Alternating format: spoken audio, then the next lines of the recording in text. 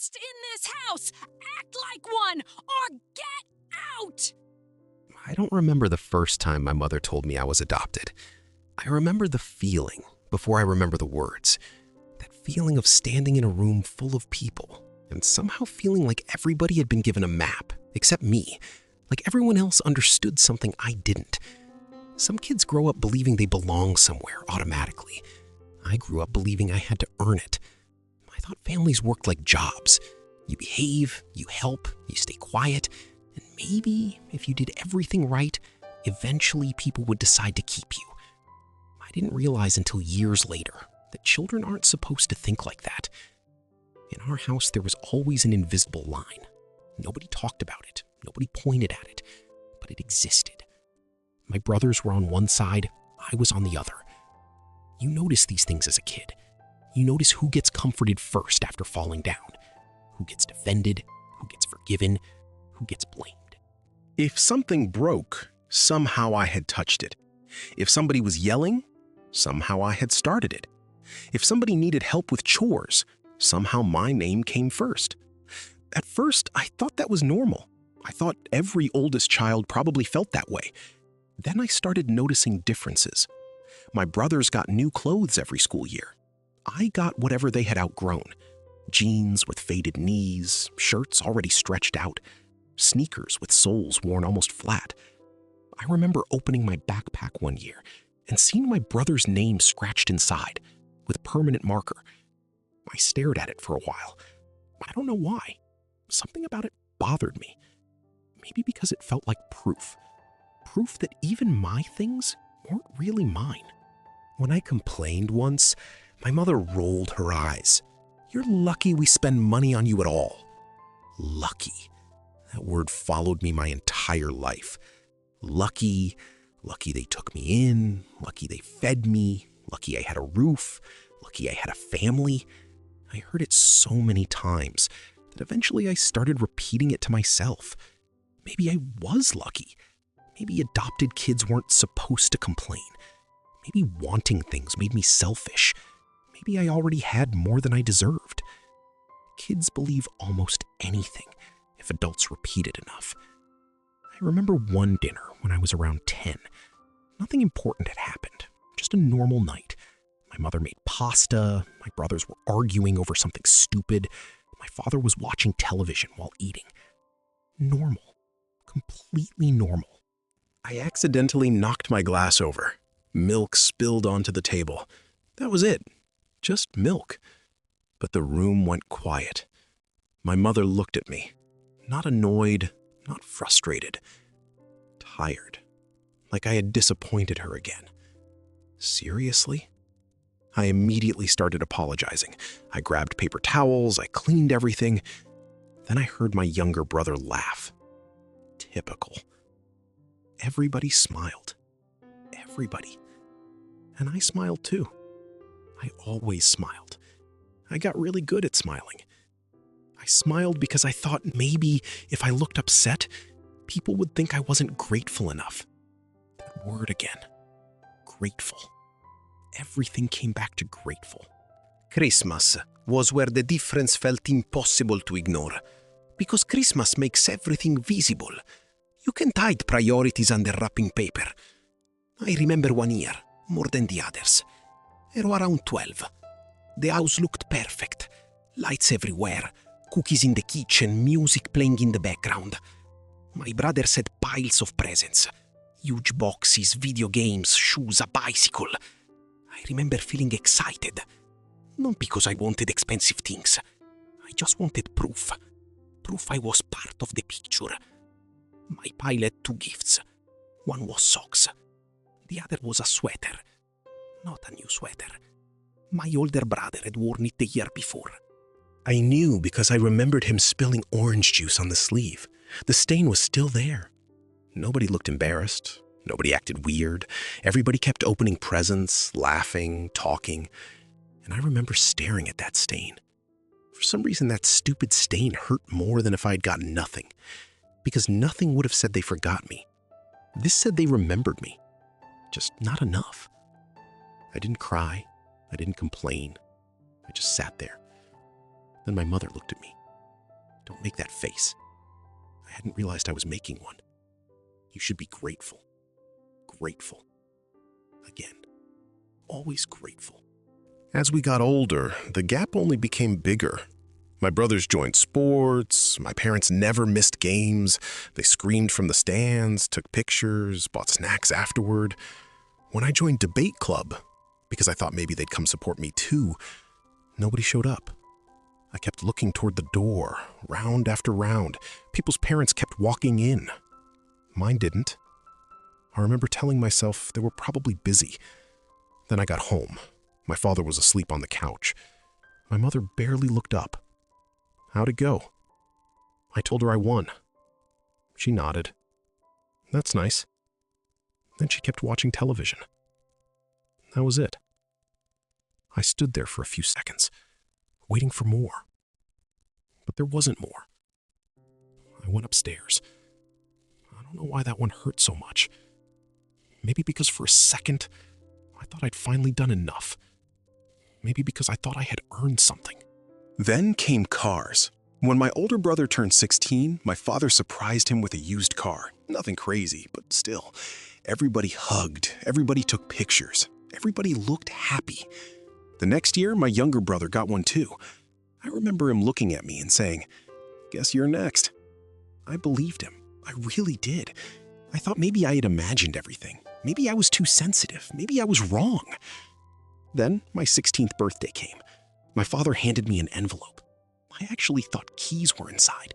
For a second, I felt excited. For a second, I thought I was finally standing on the same side of that invisible line. I opened it. Inside was a monthly bus pass. My father smiled. This should help you get to work. Everybody laughed.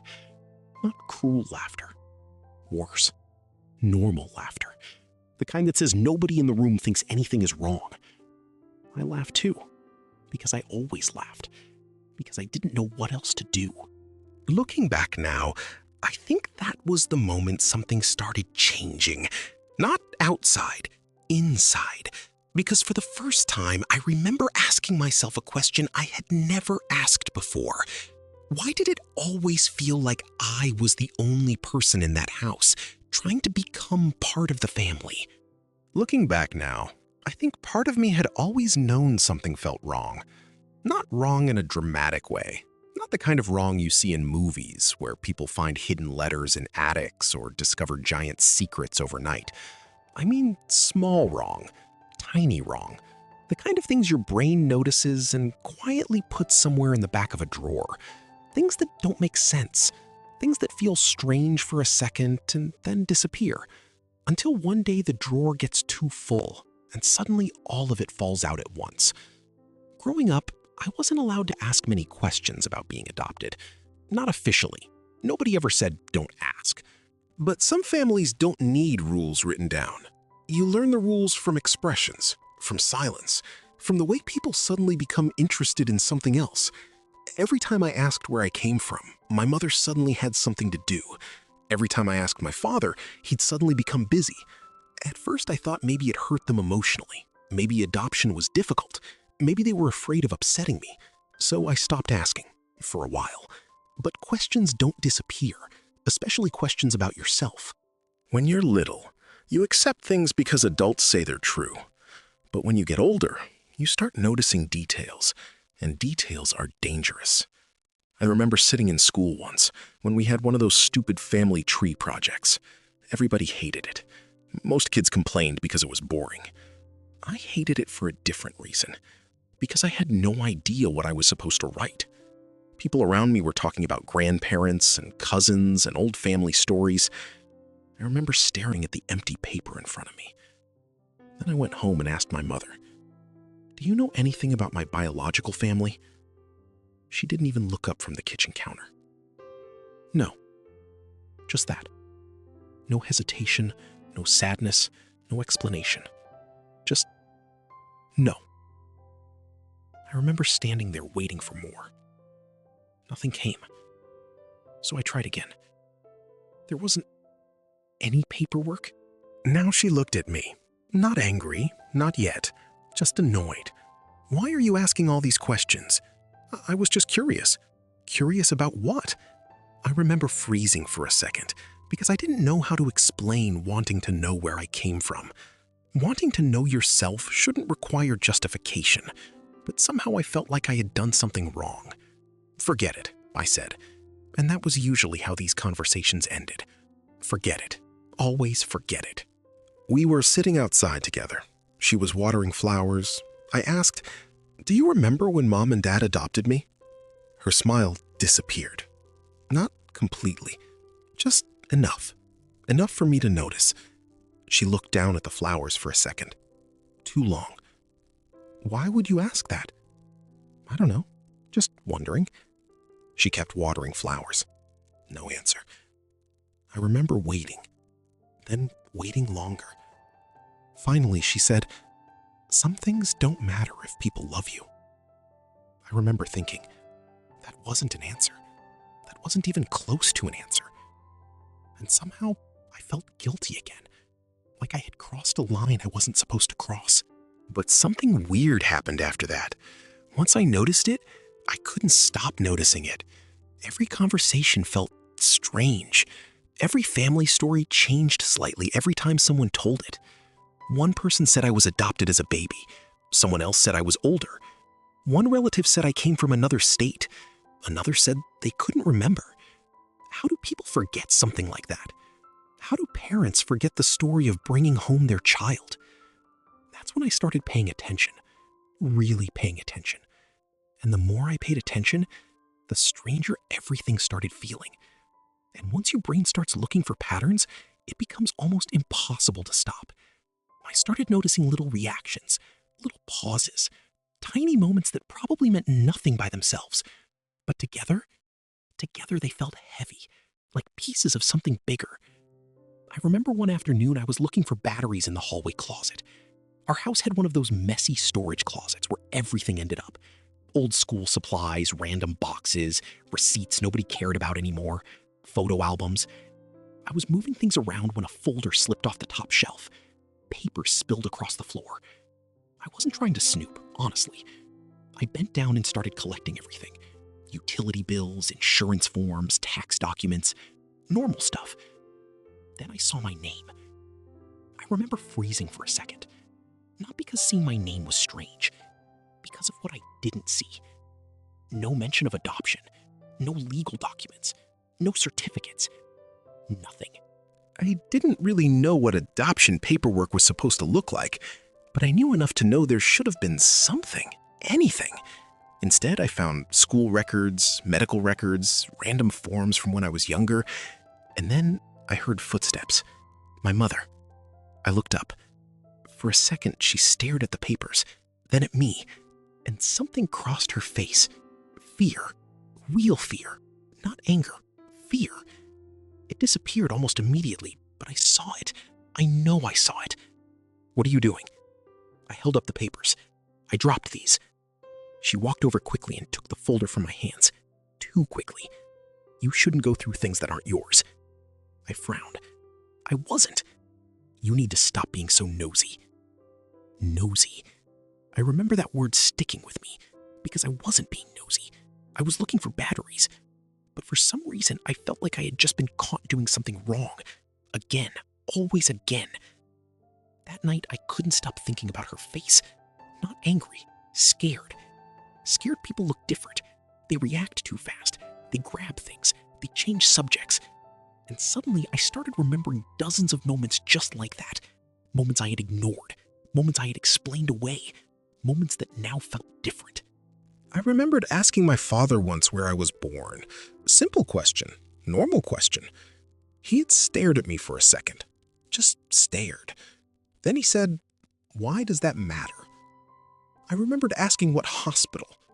He couldn't answer. I remembered asking if there were pictures of me as a baby. My mother said they were lost. Lost. Somehow every answer ended with things being lost. Lost photos, lost paperwork, lost memories, lost details.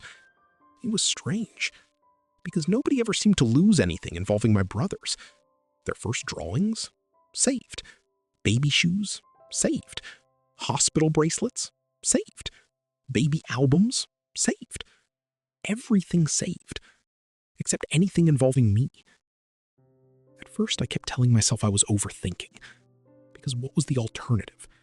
That my parents lied to me my entire life? No, that sounded insane. Nobody does that, right? Then came the family reunion. My mother's side of the family rented a large house every couple of years. Everybody came. Aunts, uncles, cousins, kids running everywhere, people grilling outside, loud music, the usual chaos. I never really liked those gatherings. Not because I hated family events, because I always felt like a guest. Everybody had stories together, everybody remembered things, and I usually sat there smiling, while pretending I understood references I had never heard before. Wait. She blinked. What? What do you mean? Now her smile disappeared. Slowly. Not all at once. I watched it happen. I watched realization hit her face. Then I watched panic replace it. Real panic. She looked toward the living room, toward my mother, toward my father, then back at me. I just meant... She stopped. I don't know. Forget it. Forget it. Again. Always forget it. But this time I didn't. Because suddenly I wasn't hearing one strange moment anymore. I was hearing all of them. The missing photos, the changing stories, my grandmother avoiding answers, my mother's face, my father's silence. All of it. All at once. And for the first time in 28 years, I started wondering if I'd been lied to. I told myself I wasn't going to do it. That was the first lie. Not the biggest one, just the first one I admitted to myself. Because once a question takes root in your head, it doesn't really leave. It just sits there, quiet, patient, waiting for you to get tired enough to listen to it. For days after the family reunion, I kept replaying everything in my mind. The way my aunt stopped talking, the way she looked at my mother instead of answering me, the way the conversation collapsed the moment I pushed it. It wasn't what she said. It was how quickly everyone reacted to what she almost said. That was the part one couldn't ignore. People don't panic over nothing. So one night I searched it. Not adoption records, not family history, just answers. That's how I found the DNA test kits. It felt stupid at first, like something you see advertised between videos and scroll past. Discover your origins. Find your biological family. It sounded almost like a scam. Something people do for fun, not something you do when you're trying to rebuild your entire sense of reality. I stared at the page for a long time. Then I closed it. Then I reopened it. I didn't tell anyone. Not because I was hiding something dramatic, but because I was scared of being laughed at. Scared of hearing, "You're overthinking. You're being paranoid. You should be grateful." That word again. Grateful. So I ordered it quietly, late at night, like something you're not supposed to be doing. When the package arrived, it was smaller than I expected. Just a simple box. Inside, instructions. A tube, a swab, a barcode. That was it. No ceremony, no importance, just plastic and paper holding something I thought might change everything. I remember sitting on my bed, holding it for a long time, not opening it, just holding it. Because once you open it, you can't pretend anymore. You can't go back to maybe. You can't stay in the space between truth and comfort. You either know or you don't. I did the test in my bathroom. It felt ridiculous, like I was doing something that didn't belong in my life. Swab, seal, register online, done. And then came the worst part, waiting. Waiting is where your mind becomes dangerous, because there is nothing to distract it from itself. At first, I tried to ignore it. Normal days, work, meals, small conversations. But every time my phone buzzed, I felt it in my chest first. Not excitement, tension. Like my body already knew something was coming before my brain did. I stopped sleeping properly. Not because I was anxious in a dramatic way, but because I kept imagining two outcomes that didn't feel equally possible. Either nothing changes, or everything does. and I didn't know which one scared me more. I remember one night standing in the kitchen in the dark, just drinking water, thinking about something my mother once said. "You should be grateful we chose you." Chose me? That word always sounded strange, as if I had been optional, as if belonging was something granted, not something natural. A week passed, then 2. Then I almost forgot about it. Almost. Until I got the email. It came in the middle of a normal afternoon. Nothing special about the day. Nothing that suggested anything life-changing was about to happen. I remember seeing the notification and feeling my stomach drop instantly. Not because I was ready, because I wasn't. I didn't open it right away. I stared at it for a few seconds, long enough for my brain to try to protect me, to suggest I delete it, to suggest I wait, to suggest I forget the whole thing ever happened. But I opened it. The website loaded slowly, too slowly, like it understood what it was about to tell me. There was a section labeled Family Matches. My eyes scanned the screen without really understanding what I was looking at. Then I saw the first line, and I stopped breathing properly.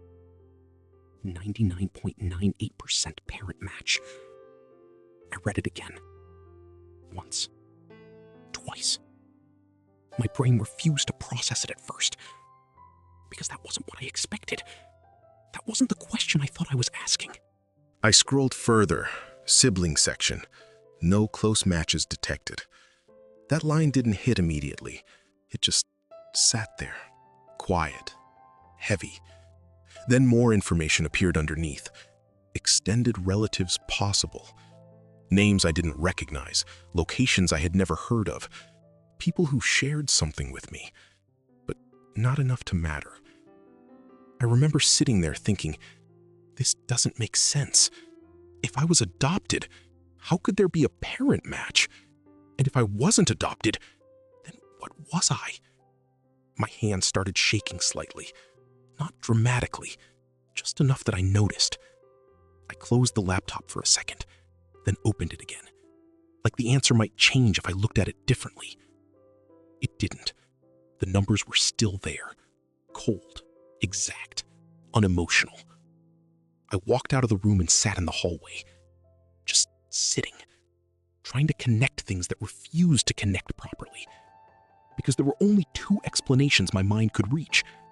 Either the story I was told my entire life was wrong, or I was missing something much bigger than I realized. That night, I didn't sleep at all, not because I was thinking too much, but because I was finally realizing something I had avoided my entire life. Some questions don't lead to answers, they lead to doors, and once you open them, you can't predict what's on the other side. I didn't tell anyone right away, not because I was trying to be dramatic, not because I was planning what to say, but because I didn't trust my own interpretation of what I had just read. Some truths don't feel real immediately. They feel like errors, like something in the system glitched for a second and showed you the wrong screen. So I went back to the results again and again. Same numbers, same matches, same impossible clarity. 99.98% parent match. No ambiguity, no uncertainty, just confirmation. And the problem wasn't the result itself, it was everything it contradicted. Because if that was true, then the story I had lived inside for 28 years didn't just have gaps, it collapsed completely. The next morning I woke up and everything felt different. Not externally, internally. Like my brain was running a background process I couldn't turn off. I went downstairs and saw my mother in the kitchen. Same routine, same normality. Coffee, phone, noise from the TV in the background. Everything looked unchanged. And that was the strangest part, because I was completely changed, but she wasn't. For a moment, I just stood there, watching her, trying to decide if I was going insane or if I had finally started seeing clearly. She noticed me. "Why are you standing there?" Normal voice, normal tone, nothing unusual. I didn't answer immediately, because I didn't know what version of reality I was supposed to be in anymore. Then I said it. Just one sentence. I did a DNA test. The reaction wasn't immediate. It took a second. Then I saw it. A shift. Subtle, but real. Her hand paused slightly around the cup, just for a fraction of a second. Then she recovered. Too quickly. What kind of test? That was the moment I understood something important. People don't react to innocence like that. So I repeated it. Ancestry. Silence. Not long, but heavy. Then she laughed. A short laugh. Not natural, not warm. Controlled. You're being ridiculous. That was her first instinct. Not curiosity, not concern. Dismissal. I watched her face carefully now, because something in me had changed. I wasn't listening emotionally anymore. I was observing, like I was finally seeing the structure behind the performance. I saw the result, I said. That's when she stopped pretending. Just for a moment. The smile disappeared, and I saw something else underneath it. Fear. Not panic, not guilt yet. Control slipping. What results? She asked. And I realized she already knew. She just didn't know how much I knew. I'm not adopted, I said. Silence. Longer this time. The TV kept running in the background. Some advertisement, something meaningless. The sound felt absurd now, like reality refusing to acknowledge what was happening in one room. Then she finally spoke. You shouldn't be looking into things like that. Not denial, not explanation. A boundary. That was the first real confirmation I had. Because innocent people defend truth. Guilty people defend control. I grew up being told I was adopted, I said. Was I? She didn't answer immediately, and that hesitation said everything. When she finally spoke, her voice changed slightly. Lower, tighter. You don't understand what you're talking about. That sentence, that exact sentence, that's where everything broke. Because it wasn't an answer, it was avoidance. And avoidance is information. I turned around and walked out before the conversation escalated, because I could feel something shifting in the house. Not physically, but structurally. Like the foundation of everything I had believed in was starting to crack. That afternoon, I called my father. He answered normally. Too normally. Like nothing had happened. Hey, he said. Just that. One word. I said nothing at first because I was listening for tone, for hesitation, for anything human. Then I said it. I did a DNA test.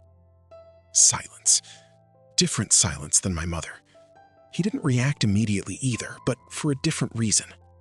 Then he said, "Why would you do that?" Not anger, not confusion.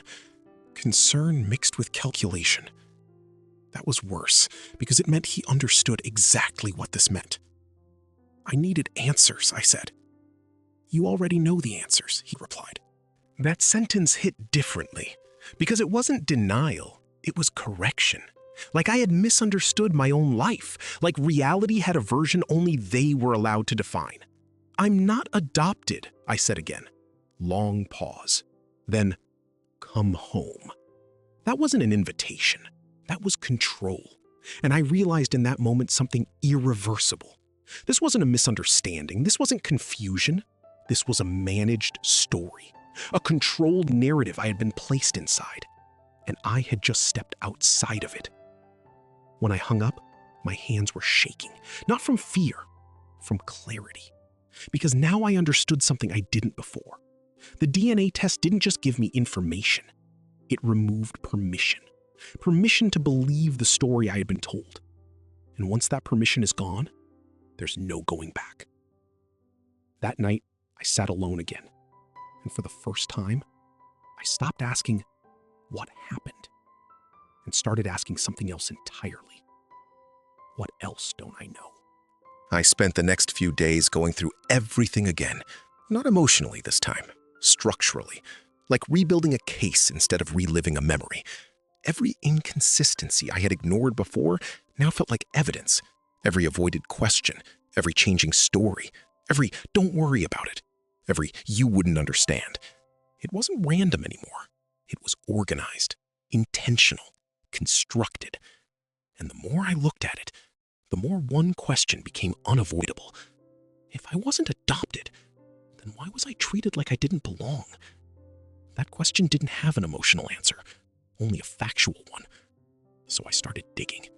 Not for identity this time, for truth. And truth has a strange habit of expanding once you start pulling on it. First came the records, then the documents, then the inconsistencies that didn't match what I had been told.